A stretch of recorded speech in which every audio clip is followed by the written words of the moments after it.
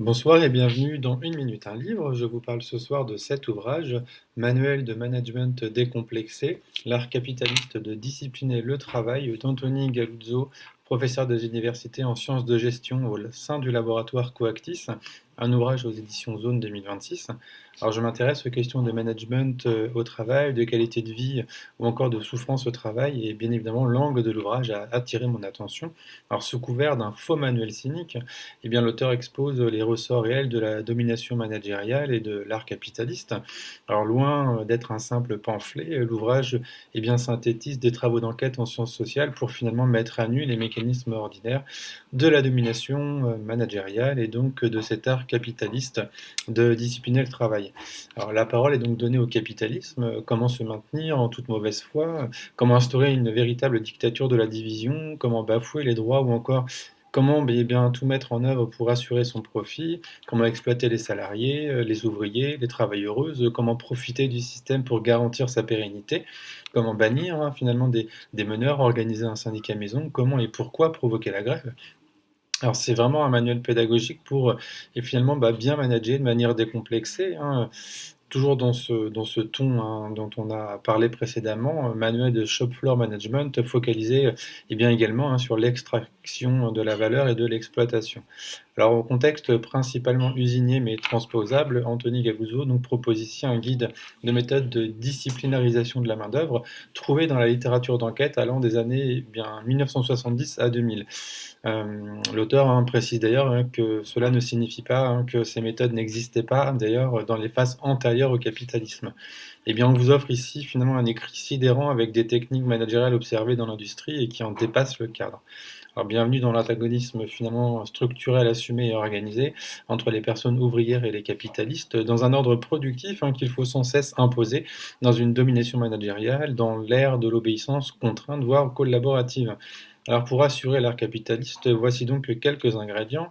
Exploiter les réserves mondiales de travailleuses vulnérables, assurer le régime de contrôle par le marché du travail, exploiter des populations semi-prolétarisées, feindre la protection, faciliter l'exploitation, comprendre les avantages de la main-d'œuvre immigrée, particulièrement intéressant, précise l'auteur, en raison de nombreuses vulnérabilités et de la surexploitation à votre disposition.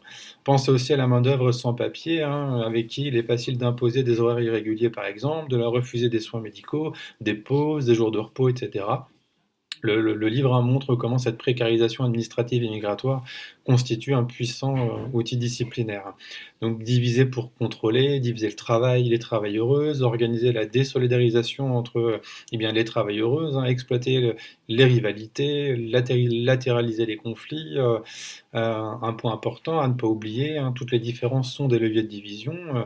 Quand on évoque le terrorisme sanguinaire, on évoque la minimisation des coûts et le règne de la terreur. L'idée aussi, c'est d'empêcher la solidarité entre travailleuses, d'instaurer vraiment une culture de la violence, penser le harcèlement comme méthode normale, comme outil essentiel pour intensifier le contrôle du travail. Organiser également la division genrée des travailleuses, c'est le moment d'utiliser et de profiter du patriarcat, avec cette idée de penser l'avantage d'exploiter les femmes, notamment dans des pays à forte culture patriarcale. En effet, les dominations patriarcales et raciales peuvent constituer des puissants leviers de désunion et de contrôle. L'État doit autoriser l'embauche préférentielle d'ailleurs des hommes, les écarts salariaux et la discrimination fondée sur le genre, essentialiser le travail. Alors, Anthony Galuzzo pose la question, comment faire passer ces couleuvres, eh bien, la culture patriarcale ici prend toute son importance, car elle permettra d'étouffer les intuitions critiques, de les écraser sous le poids de cet impensé que l'on appelle le bon sens. Donc, avec cette idée aussi d'empêcher les femmes de s'organiser et finalement de leur administrer un test de grossesse à chaque candidature à l'embauche. L'idée aussi d'exploiter les fractures ethniques, religieuses, régionales historiquement inscrites dans la culture locale, mettre en scène le progrès. Un autre point, bénéficier aussi de l'antisyndicalisme d'État et privilégier donc des États qui ferment les yeux sur les violences antisyndicales. Limiter le pouvoir de nuisance du syndicat et d'ailleurs orchestrer sa disparition progressive. S'il y a une grève, profitez de cette opportunité pour purger l'usine des éléments subversifs et récompenser les non-grévistes. Et d'ailleurs, provoquer également la grève, ça permettra d'ailleurs de repérer plus facilement, plus rapidement et de licencier les personnes réfractaires. Donc voilà, c'est tout cela, cette stratégie d'art capitaliste, de management décomplexé. Alors une lecture qui ne peut pas laisser dans l'indifférence, c'est certain. La démarche volontairement provocatrice est à l'image des anti-problèmes afin de mieux comprendre les réalités et donc de ne plus les ignorer.